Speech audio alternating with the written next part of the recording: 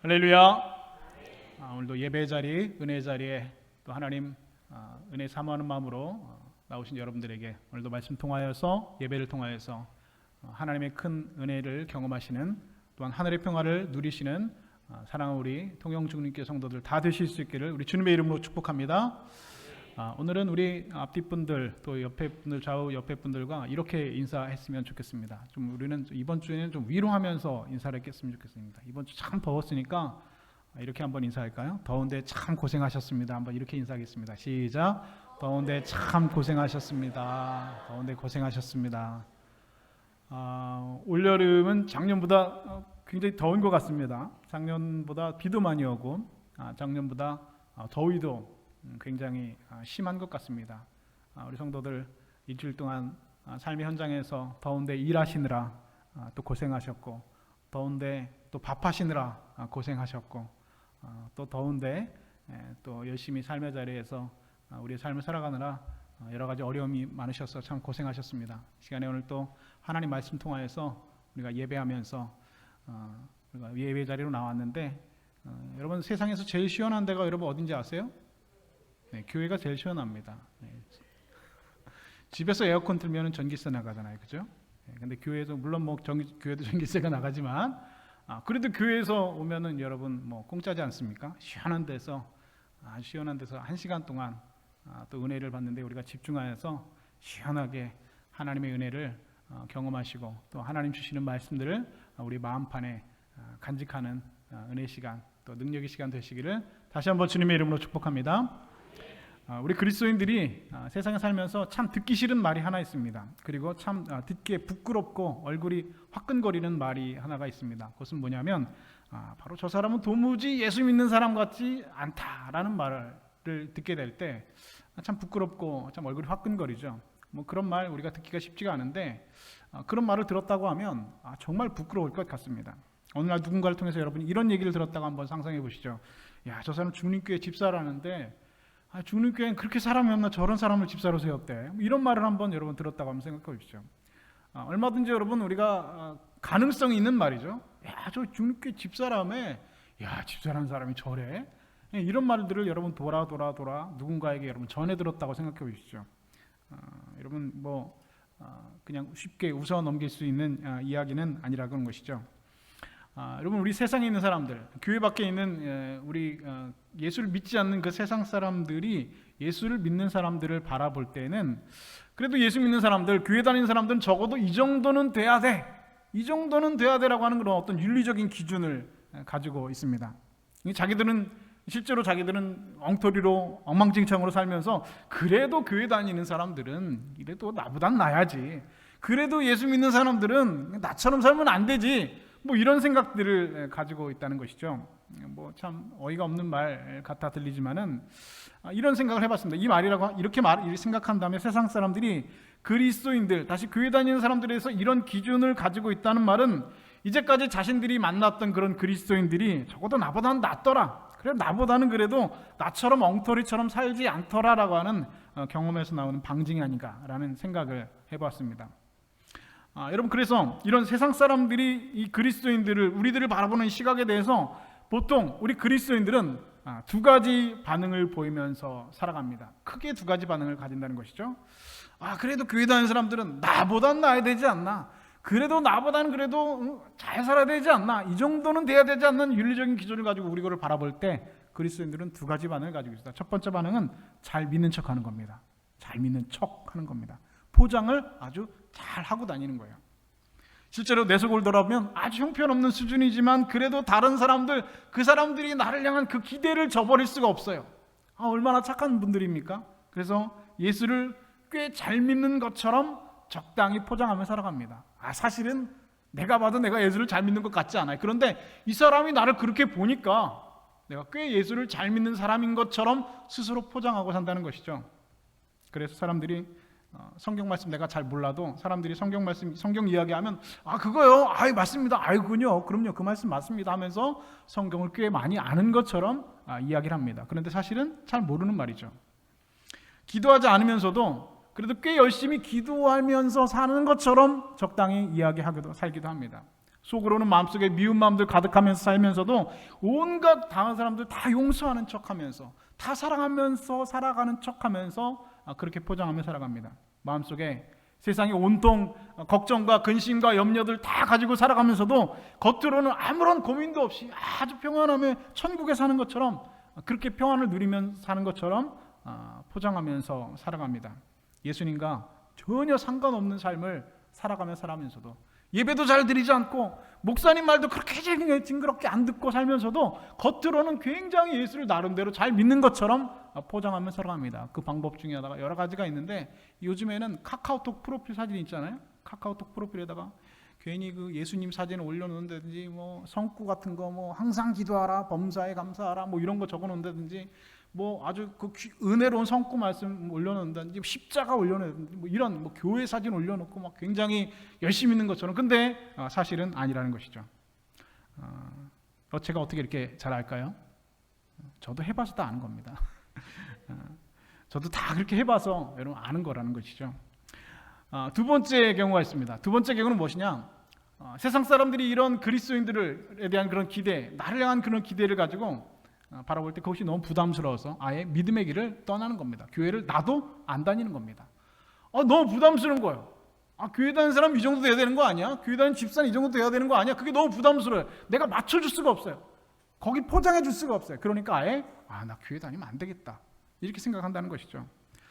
실제로 전에 제가 교회에서 어떤 분이 계셨는데, 이분이 교회 잘 안 나오셔서 전화를 드렸더니 이분이 이런 말씀을 하십니다. 목사님, 저 같은 사람이 교회 나가서 예수님 욕먹이느니 차라리 교회 안 나가는 게 좋을 것 같습니다, 이렇게 말씀을 하시더라고요. 그래서 아예 믿음의 길을 떠나는 겁니다. 선뜻 들으면 예수님을 생각해서 자기가 교회 안 나가는 것처럼 그렇게 하는 말처럼 들리지만, 사실은 교회 안 나가는 핑계를 굉장히 머리를 잘 써서 대답한다는 것이죠. 또 어떤 분은 실제로 이렇게 말씀하시는 분들이 있었습니다. 목사님, 제가 집사잖아요. 그런데 제가 예배 드리면서 항상 마음은 예배당에 있는데 항상 제 머리는 낚시터에 가 있어요. 그래서 예배 드리면서도 항상 오늘같이 좋은 날 낚시하면 좋을 텐데 하면서 이렇게 예배 드리고 있는데, 내가 얼마나 위선자입니까? 사람을 속일 수 있어도 하나님 속일 수 없다는데, 그러니 제가 주일날 교회 나오지 말고 그냥 낚시터 가는 게 낫지 않겠습니까? 저는 그래서 낚시터나 다녀오겠습니다, 이렇게 말씀하시는 분도 실제로 있었습니다. 이 말도 안 되는 교회변을 늘어놓는 것이죠. 이런저런 교인들을 제가 보면서 그런 생각했습니다. 요즘에는 교인들이 굉장히 업그레이드가 됐다. 예전에는 교인들이 교회 안 나오다가 목사님 죄송합니다, 교회 잘 나가야죠, 이렇게 했는데, 요즘에는 교인들이 머리가 굉장히 좋아졌다. 성경도 많이 알고 뭐 목사에게 성경 말씀을 대입하면서 자신의 그 정당성을 주장하는 이런 굉장히 똑똑해진 스마트한 크리스천들이 많아졌다라는 생각을 해봤습니다. 여러분, 이런 생각들은 모두 그 한 가지 중요한 사실을 알지 못하기 때문입니다. 그것은 무엇이냐? 바로 우리가 신앙인이라고 하는 것. 신앙인이라고 하는 것은 누구든지 완성된 상태로 출발하지 않는다는 것입니다. 여러분, 목사는 태어나는 겁니까? 만들어지는 겁니까? 네, 목사는 만들어지는 거죠. 목사가 여러분, 목사로 태어나는 사람 세상에 없지요. 엄마 뱃속에서 나올 때부터 응애 하고 나오지 할렐루야 하고 나오는 그런 사람은 없다는 겁니다. 신앙인으로 믿음이 아주 훌륭한 사람으로 태어난 사람은 없습니다. 목사로 태어난 사람도 없고 믿음이 좋은 사람으로 태어난 사람은 없습니다. 이 세상에 여러분, 신앙인으로 태어나는 사람 없습니다. 완성된 상태로 태어나는 사람 없다는 것이죠. 이런 사실을 알지 못하면 하나님께 여러분 이런 기도할 수 있습니다. 하나님, 왜 저를 아브라함으로 태어나지 않으셨습니까? 하나님, 왜 저를 사도 바울로 태어나지 않게 하셨습니까? 하나님, 왜 저를 목사 아들로, 장로 아들로 태어나게 하시지, 왜 하필이 저는 왜 보살님의 아들로 태어나서 저를 이렇게 힘들게 하십니까? 이렇게 기도한다는 것이죠. 여러분, 이런 기도하면, 이런 생각하면 정말로 여러분 무식하다고 한다는 거죠. 세상에 여러분, 목사, 장로 아들, 딸 중에 정말 엉망진창으로 하는 사람들도 있고, 무당의 아들로 태어났지만 김중근 목사님처럼 CCC 선교회를 이렇게 창립하신 그런 목사님으로 사시는 분들도 얼마든지 있다는 것입니다. 다 핑계가 될 수밖에 없다는 것이죠. 고린도전서를 읽어보면 사도 바울이 고린도 교회를 강하게 책망하는 내용들이 기록되어 있습니다. 당시 고린도 교회 상황들이 얼마나 힘들고 어려웠는지, 그리고 그 고린도 교회 교인들이 얼마나 엉망진창으로 살아갔는지 사도 바울은 아주 강하게 그 고린도 교인들을 책망합니다. 고린도전서 3장 1절에 보면 이렇게 책망합니다. 형제들아, 내가 너희를 신령한 자들을 대함과 같이 너희에게 말할 수 없어서 육신에 속한 자 곧 그리스도 안에서 어린아이를 대함 같이 하노라 말씀하고 있습니다.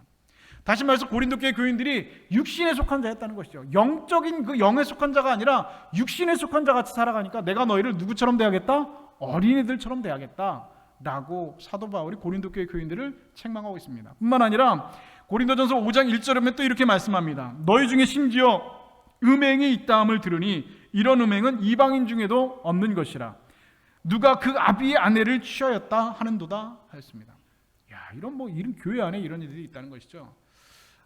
어떤 사람이 아비의 그 아내를 취하는 정말 이런 말도 안 되는 일들, 이방인들 중에서 없는 일들이 고린도 교회 안에서 이런 일들이 일어났다는 것입니다. 고린도 교회 교인들은 예수를 믿는다라고 하면서도 세상 사람들과 똑같이 살아가고 있었다는 것이죠. 아니, 세상 사람들보다 훨씬 더 육신에 속한 자처럼 살았고 세상 사람들보다, 이방인들보다 훨씬 더 더럽고 추악한 모습으로 살아왔다라고 하는 것입니다. 그것을 사도 바울은 강하게 책망하고 있습니다. 그런데 여러분, 사도 바울은 이런 고린도 교회 교인들을 가리켜서 이렇게 설명하고 있습니다. 고린도에 있는 하나님의 교회 곧 그리스도 예수 안에서 거룩하여지고 성도라 부르심을 입은 자들과 또 각처에서 우리 주 곧 저희와 우리 주 되신 예수 그리스도의 이름을 부르는 모든 자들. 여러분, 고린도 교회 교인들을 그럼에도 불구하고 사도 바울은 뭐라고 부르고 있습니까? 하나님의 교회라고 부르고 있습니다. 그리스도 안에서 거룩해지고 성도라 부르심을 입은 자들이라고 고린도 교회 교인들을 칭하고 있습니다.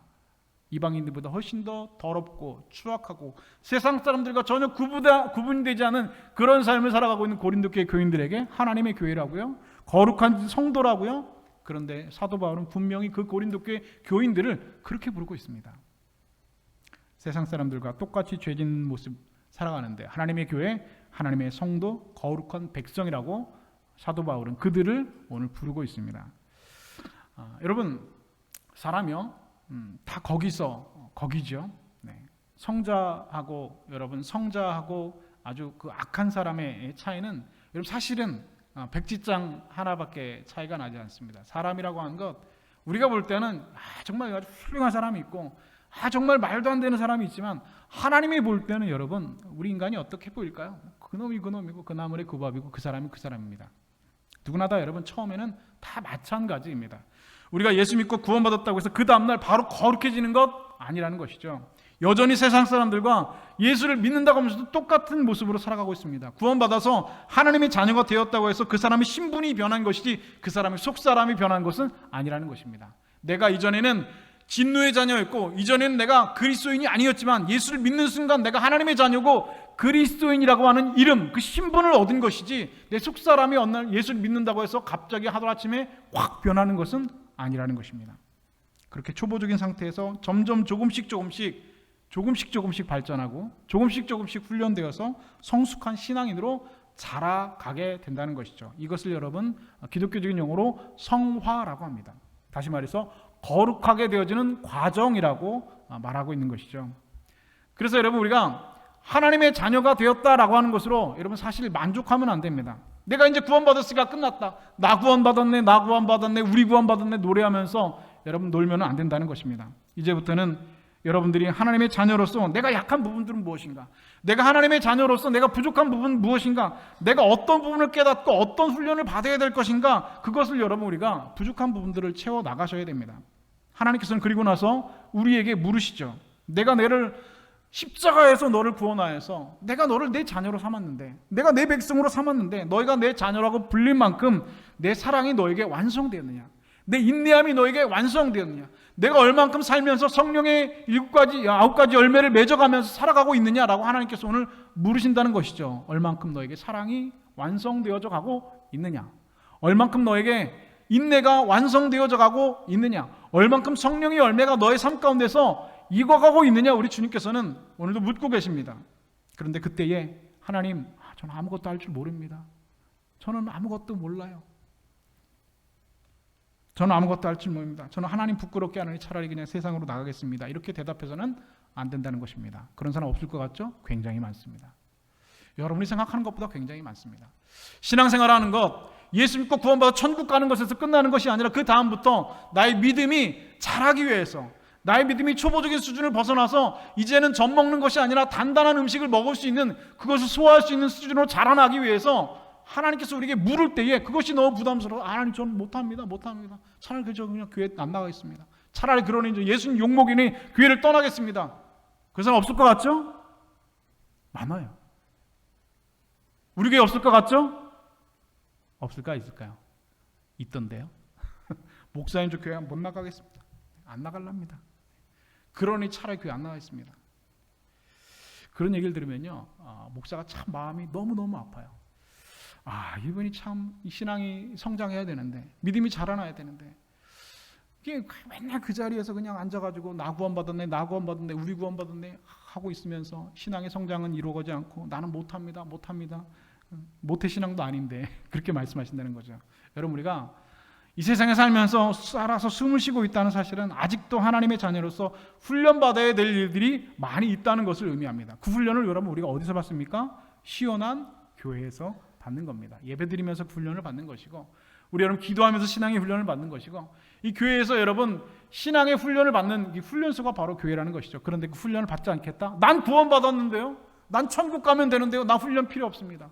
나는 그런 훈련 필요 없습니다. 난 그냥 여기가 이대로 줬사오니 그냥 변화산에 올라가 있는 제자들처럼 여기가 줬사오니 여기다 초막셋을 짓고 살겠습니다 하는 것과 여러분 다르지 않다는 것이죠. 주님께서는 이 변화산에서 내려가서 세상 가운데서 그리스도의 일들을, 하나님의 위대한 사역들을 감당하기를 원하시는데 베드로는 여기서 초막 짓고 살겠다는 것이죠. 그런 교인 많다는 것입니다. 여기 너무 줬사오니 나는 그냥 구원받았으니까 됐습니다. 주님께서 내가 내 자녀로서 인격이 완성되었냐 하시는 질문에 여러분 오늘 우리가 스스로의 연약함, 우리의 부족함들을 깨닫고 그것을 위해서 더욱더 훈련하고 그것을 위해서 더욱더 공부하고 믿음의 여러분 성화에 들어간 과정들을 여러분 쌓아가시는 믿음의 백성들 다 되실 수 있기를 주님의 이름으로 축복합니다. 그러면 여러분 우리의 믿음이 자라지 못하는 원인은 무엇이냐? 믿음이 자라지 못하는 원인. 믿음은 있는데, 믿음은 있어요. 하나님께서 나를 구원하셨다는 건 알겠어요. 믿어져요. 하나님께서 나의 아버지라는 거 믿어져요. 천국이 있다는 것도 믿어져요. 그런데 믿음이 자라진 않아요. 그냥 거기에 있어요. 초보적인 수준에 그냥 나 구원받았네, 너 구원받았네, 우린 구원받았네, 할렐루야 아멘 하면서 여기서 변화산 꼭대기에서 그냥 있고 싶다는 거죠. 훈련 그런 거는 힘들어요. 부담스러워요. 왜 우리 믿음이 자라지 못하는 원인이 무엇인가? 마태복음 6장은 그 원인에 대한 해답을 이렇게 설명하고 있습니다. 너희를 위하여 보물을 땅에 쌓아두지 말라. 거기는 좀과 동록이 행하며 도적이 구멍을 뚫고 도적질하느니라. 오직 너희를 위하여 보물을 하늘에 쌓아두라. 저기는 좀이나 동록이 해하지 못하며 도적이 구멍을 뚫지도 못하고 도적질도 못하느니라. 내 보물이 있는 그곳에는 내 마음도 있느니라. 지난주에 우리가 성경 본문 구절인데요, 이 보물을 땅에 쌓는 일은 너희를 위한 일이 되지 못한다는 것입니다. 너희를 위한 일은 보물을 하늘에 쌓는 것이 너희를 위한 일이 된다라고 하는 것이죠. 그래서 너희를 위하여 보물을 땅에 쌓지 말고 너희를 위하여 보물을 하늘에 쌓으라고 주님께서 말씀하셨습니다. 그런데 여러분 여기서 너희를 위한다라고 하는 말은 너희의 믿음을 위하여라는 말과 여러분 같은 말입니다. 다시 말해서 너희 믿음을 위해서 보물을 땅에 쌓지 말라는 겁니다. 너희 믿음을 위해서 보물을 하늘에 쌓으라는 겁니다. 그렇다면 우리의 믿음이 자라기 위해서는 어떻게 된다고요? 우리의 보물을 하늘에 쌓아야 된다는 겁니다. 헌금하라는 말이 아닙니다. 왜냐하면 여러분 그 마지막 구절이 중요하죠. 내 보물이 있는 곳에 무엇이 있다고요? 내 마음이 있다는 겁니다. 내 보물이 있는 그곳에, 너의 보물이 있는 그곳에 내 마음이 있기 때문에 그 보물을 어디에 쌓으라는 겁니까? 하늘에 쌓으라는 겁니다. 여러분 이 말씀은 헌금하라는 말씀이 아니에요. 이 보물이 여러분 무엇입니까? 예수 그리스도입니다. 내 보물이 있는 곳이 우리의 마음에, 우리의 삶의 보물이 바로 예수 그리스도라는 것이죠. 그렇다면 여러분 오늘 여러분의 삶의 마음은 여러분 어디에 있는지 한번 생각해 보실까요? 여러분의 마음은 지금 어디에 있는지, 여러분의 보물들은 지금 어디에 있는지 한번 생각해 보시죠. 지난 일주일 동안 살아가면서 여러분에게 주어진 시간들을 어디에 사용하실지 한번 생각해 보시죠. 일하는 시간, 밥 먹는 시간, 자는 시간, 이건 뭐 기본적인 시간들이죠. 그런데 문제는 그 이외의 시간들을 여러분이 어디에 쓰셨는가 한번 생각해 보시기 바랍니다. 그 시간에 무엇을 했는가? 그 시간에 어디에 갔는가? 그것이 바로 여러분들의 마음이 있는 겁니다. 우리가 마음이 있는 것 일이라면 시간도 아깝지 않고 여러분 돈도 아깝지 않죠. 마음이 있으면 아무리 작은 일이라도 그렇게 여러분 마음이 없으면 그렇게 작은 일도 여러분 아깝습니다. 그런데 마음이 있으면 아깝지가 않습니다. 여러분 주일 예배도 그렇죠. 우리의 마음이 주님께 가 있으면 여러분 주님께 우리의 마음이 보물이 주님이시면 예수 그리스도시면 무슨 일이 있어도 여러분 주일을 철저히 지키지요.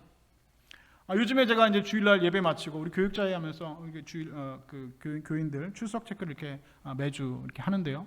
이게 보면 작년에는 우리 교인들이 결석하는 분들이 그렇게 없었어요. 거의 없었어요. 많으면 한 주에 뭐 몇 분 정도밖에 되지 않았어요. 그런데 요즘에 보니까 교인들이 주일날 이렇게 빠지는 분들이 많아요. 우리 어쩔 수 없이 빠지는 분들도 있죠. 정말 병원에 입원했다든지 아니면 정말 집안 행사가 있어서 안 갈 수 없는 어쩔 수 없는 행사가 있어서 가시는 그런 분들은 있지만 그렇지 않은데 그냥 제가 볼 때는 큰 문제가 있는 게 아닌데 그냥 주일날 빠지시는 분들이 있습니다. 주일 예배를 쉽게 생각하시는 분들이 있습니다.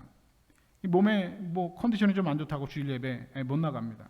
물론 몸이 안 좋아서 예배 못 나갈 수 있지요. 근데 여러분 그게 아니라 오늘 좀 컨디션이 좀 안 좋네, 오늘 좀 목이 아프네, 오늘 좀 몸살이 좀 났네 하면은 그냥 당연하다는 것처럼 예배를 빠진다는 겁니다. 목사가 전화하면 목사님 제가 좀 몸이 안 좋아서 못 나왔습니다. 그럼 제가 그러셨어요.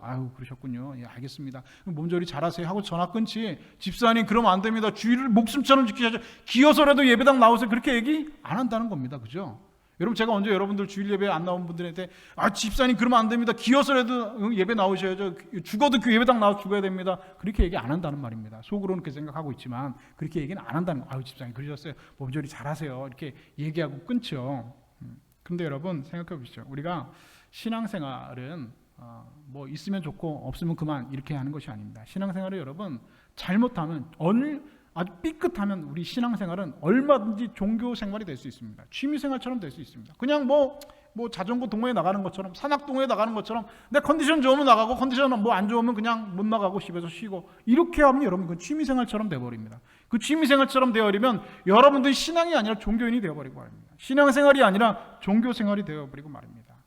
나가면 좋고 못 나가면 어쩔 수 없고 그렇게 되는 게 아니라는 것이죠. 신앙생활은 여러분 어떻게 하는 겁니까? 내 몸을 다하는 겁니다. 내 마음을 다하는 겁니다. 내 마음이 주님께 가 있으면 주일 예배 여러분 무슨 일이 있어도 열심히 지키죠. 오늘 여러분의 보물이 예수 그리스도 그분이 되셔야 된다는 겁니다. 그 보물을 하늘에 쌓으라는 겁니다. 만사를 제쳐두고라도 밭을 팔아서라도 그 밭의 진주를 그 보물이 있는 곳으로 여러분 우리가 가게 된다는 것이죠. 그렇게 오늘 여러분들의 마음의 보물이 오늘 예수 그리스도 우리를 위해서 죽으신 예수 그리스도 그분이 여러분의 보물이 되어서 주님의 날을 여러분 마음 다해서 지키실 수 있는 믿음의 백성들 되실 수 있기를 주님의 이름으로 축복합니다. 공부 잘하는 학생, 공부 못하는 학생 누가 더 여러분 공부에 관심이 많을까요? 공부 잘하는 애랑 공부 못하는 애랑 누가 더 관심이 공부에 많을까요? 공부 잘하는 애가 공부에 관심이 많겠다라고 생각할 수 있겠죠? 네, 그렇죠? 근데 여러분 사실은 여러분 공부 잘하는 애보다 공부 못하는 애가 훨씬 공부에 더 관심이 많습니다. 작년에 저희 그 아이가 큰 아이가 이제 고3이었는데 밤에 얘기를 하다가 그런 얘기를 한 적이 있어요. 니네 반 1등이 힘들 것 같냐, 꼴등이 힘들 것 같냐 이렇게 물어봤어요. 여러분 반에서 1등하는 애가 힘들까요, 꼴등하는 애가 힘들까요? 우리 1등하는 애가 그 공부하느라고 힘들 거라고 생각하잖아요. 근데 여러분 그렇지 않아요.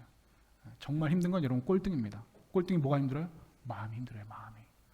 공부해야 되는데 꼴등도 여러분 꼴등 하고 싶어서 하는 게 아니잖아요. 내 이번 학기 꼴등해야지 라고 해서 꼴등하는 게 아니란 말이에요. 꼴등 하고 싶지 않은데 꼴등 하는 거예요. 어쩔 수 없이 꼴등 된 거죠. 그렇죠? 그런데 여러분 꼴등도 공부 잘하고 싶은 마음이 있죠. 공부해야 되는데 그런데 공부를 안 되는 거죠. 공부에 대해서 관심이 많은 사람은 공부를 못하는 학생이 여러분 공부에 대해서 사실은 공부에 관심이 더 많습니다. 그런데 하루 종일 그렇게 불안해합니다.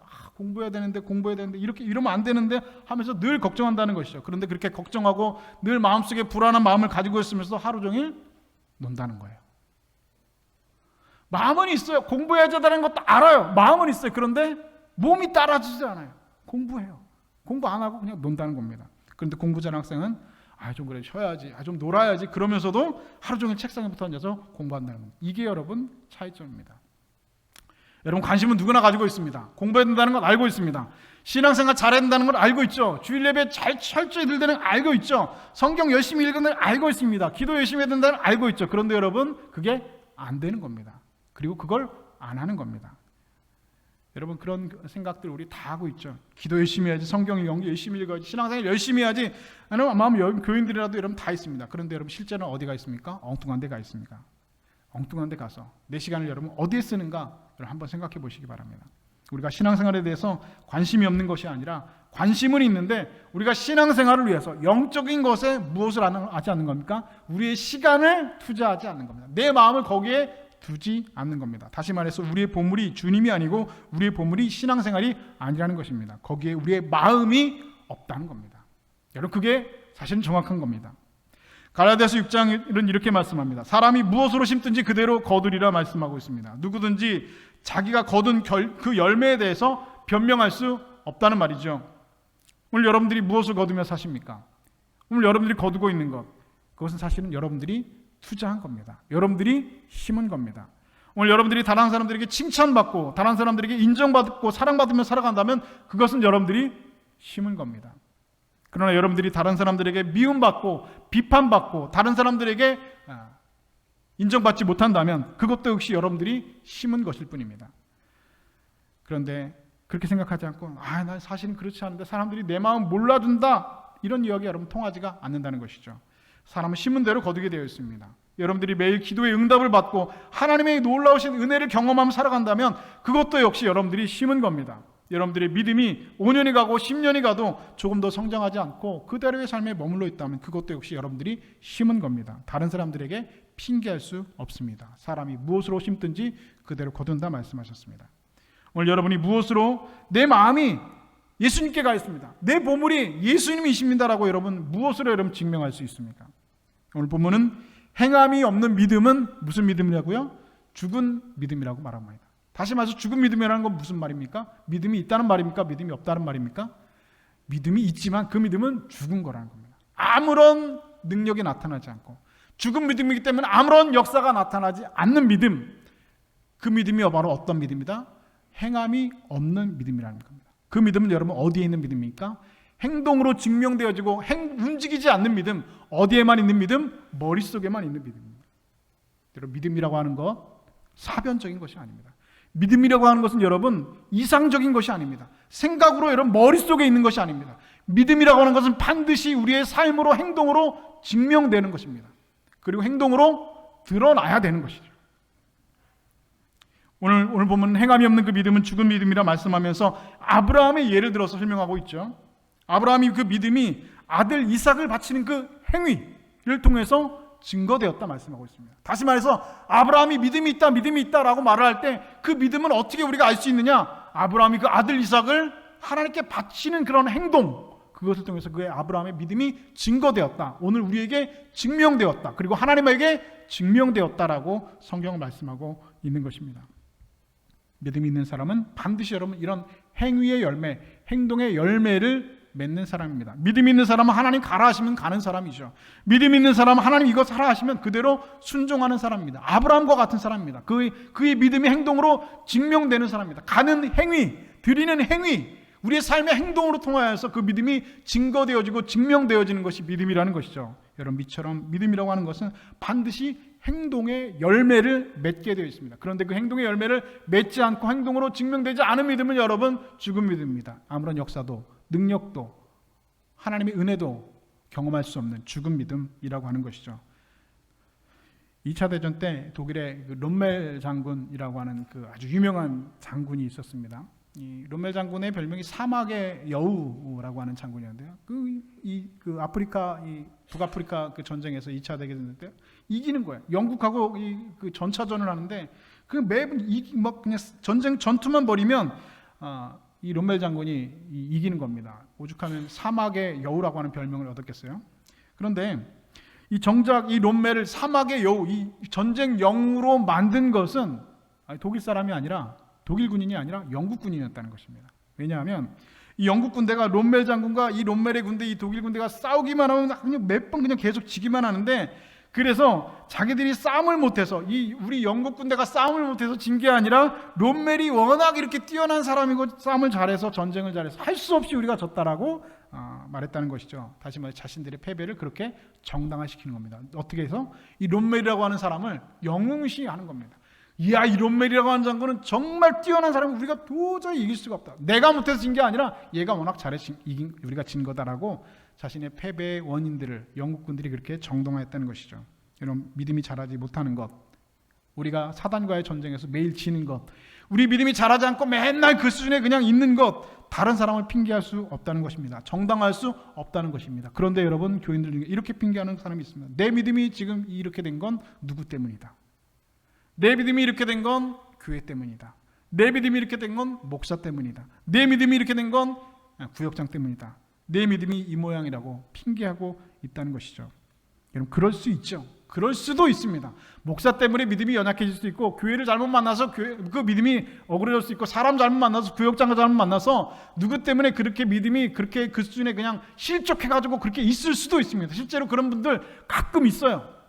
뭐 신앙생활 열심히 하다가 어떤 목사님이 정말 이상한 목사님 때문에 그 믿음이 실족해서 교회 안 나오는 분들이 있어요. 사람 잘못 만나서, 교회 잘못 만나서 그런 분들이 있습니다. 여러분, 그러나 그런 확률은 거의 없습니다. 누구 때문입니까? 나 때문입니다. 내 믿음이 부족했고요. 내 열심이 부족했고요. 내가 시간을 투자하지 않았고 내 마음을 두지 않았기 때문입니다. 결국은 여러분 누구 때문입니까? 나 자신 때문이에요. 누구를 핑계할 수 없다는 겁니다. 그런데 여러분, 세상에서 누구를 핑계하는 사람이, 핑계를 잘 하는 사람이 있습니다. 누구일까요? 누구일까요? 우리 교회에서 남의 핑계를, 남의 탓을 제일 잘하는 사람이 있어요. 누구일까요? 저예요. 제가 남 핑계 잘 됩니다. 저는 몰랐어요. 제가 이렇게 남 핑계 잘하는지. 근데 제가 남 핑계 잘하는 건 저 때문이 아닙니다. 저희 엄마 때문입니다. 유전입니다. 유전. 제가 전화만 하면 야, 니네 아버지 때문에 그냥 제가 가만히 들어보면 이건 아버지 때문이 아니라 누구 때문이에요? 엄마 때문이에요. 이 설교 저희 어머니가 들으시거든요. 이거 예배 끝나자마자 들으실 거거든요. 전화만 하면 니네 아버지 아니야, 아주 그냥 내가 니네 아버지 때문에 그냥 못 살겠다. 왜 그냥 그러는지 그냥 하면서 우리 아버지 탓을 해요. 가만히 들어보면 물론 우리 아버지가 문제가 있죠. 그런데 우리 어머니가 전혀 문제가 없어요? 그렇지 않아요. 근데 제가 그래요.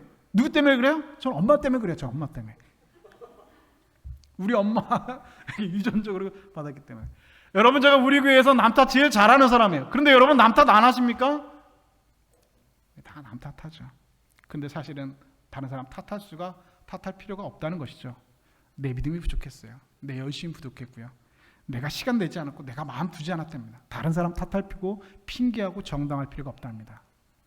여러분, 성경 속에 나오는 사람들, 믿음의 사람들, 그 사람들을 여러분 불필요하게 엄청난 영웅으로 여러분 만들지 마십시오. 아브라함은 아브라함이니까 그랬지, 사도 바울은 사도 바울이니까 그렇게 됐지, 나는 아브라함이 아니니까 못한다, 나는 사도 바울이 아니니까 못한다, 여러분 그렇게 말하면 안 된다는 것입니다. 그 사람들도 우리랑 똑같은 인간일 뿐입니다. 처음에는 다 똑같았어요. 근데 그 사람들은 행동을 통해서 그 사람들이 믿음을 증명했기 때문에 그런 믿음의 훌륭한 역사들을 이뤄낸 것이고, 우리들은 그렇게 믿음의 행위를 여러분 행동으로 증명해내지 못했기 때문에 여러분 그렇게 하고 있는 겁니다. 그렇기 때문에 여러분 남 탓하고 살았기 때문에, 그렇게 믿음을 증명해내지 못했기 때문에 지금 이렇게 살고 믿음이 자라지 못하고 있는 겁니다. 사랑하는 여러분, 오늘 본문 마지막 절 이렇게 우리에게 말씀하고 있어요. 믿음은 그의 행함과 함께 일하고 행함으로 믿음이 온전하게 되었느니라. 할렐루야. 행함으로 여러분 우리의 믿음이 온전하게 되는 겁니다. 우리의 행동으로 우리의 믿음이 온전하게 되는 겁니다. 머릿속에서 움직이는 사변, 머릿속에만 머무는 믿음, 그건 믿음이 아니라는 거예요. 그건 죽은 믿음은 아니에요. 행동으로 반드시 증명되어지고 우리의 삶에서, 여러분 우리의 삶 속에서 행동으로 사람들에게, 예수님에게, 주님에게 증명되어지고 증거되어지는 믿음이 진짜 살아있는 믿음. 그리고 그 믿음을 통해서 그 믿음이 오늘 여러분들 우리의 삶을 움직이게 할 것이고, 그 믿음이 여러분 하나님의 역사를 일어나게 할 것이고, 그 믿음이 여러분 오늘 우리의 삶을 변화시키게 만들어내는 능력이 있다는 사실을 믿으실 수 있는 여러분 되실 수 있기를 주님의 이름으로 축복합니다. 오늘 여러분의 믿음은 여러분들의 행위를 통해서 증명될 것입니다. 오늘 여러분의 믿음은 여러분들의 행함과 함께 여러분 일하게 될 것입니다. 오늘 그 행함으로, 그 행동으로 여러분의 믿음을 온전하게 세워가시는 믿음의 큰 권속들, 믿음의 사람들 다 되실 수 있기를 우리 주님의 이름으로 간절히 축원드립니다.